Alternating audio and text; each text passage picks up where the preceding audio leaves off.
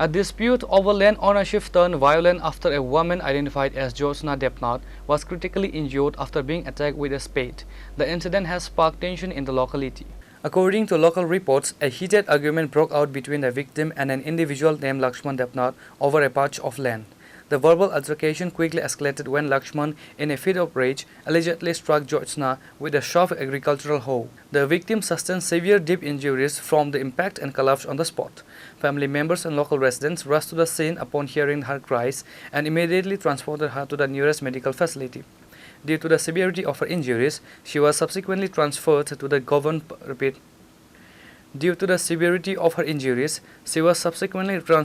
Govind Ballabhan Hospital in Agartala. সকালবেলা তাইনে মাটি নিতেছে, সবসময় মাটি নেয়।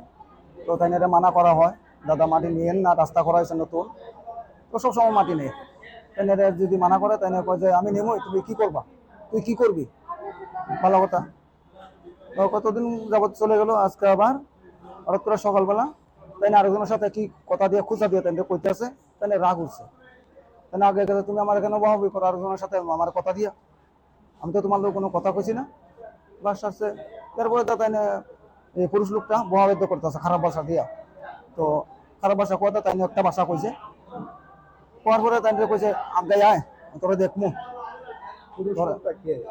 পুরুষ লোকটা হ্যাঁ আমাদের পাশের বাড়ি। মাটি কার জায়গা থেকে? মাটি আমাদের জায়গা থেকে, সরকারি রাস্তার পাশে মাটি ফেলা নিতেছে, এখান থেকে আমরা আনি।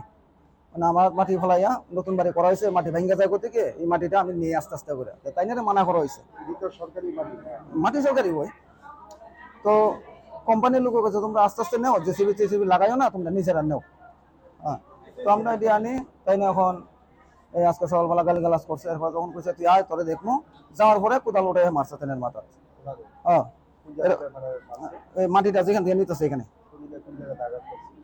শরীর আঘাত করছে না, ডাইরেক্ট মাথার মধ্যে মারছে। একটাই বাড়ি দিছে, এক বাড়িতেই ফেলাই দিছে। আমি আসলাম ঘরের দূর দাঁড়ানি, আমি দৌড়ে গেছি। লক্ষণ দেবনাথ। তারপর আমি তেলিয়ামুড়া হাসপাতালে লয়ে যাই, এখান থেকে রেফার করছে, আমার এখানে পাঠাই দিচ্ছে। অবস্থা বেশি ভালো না। লক্ষণ দেবনাথ,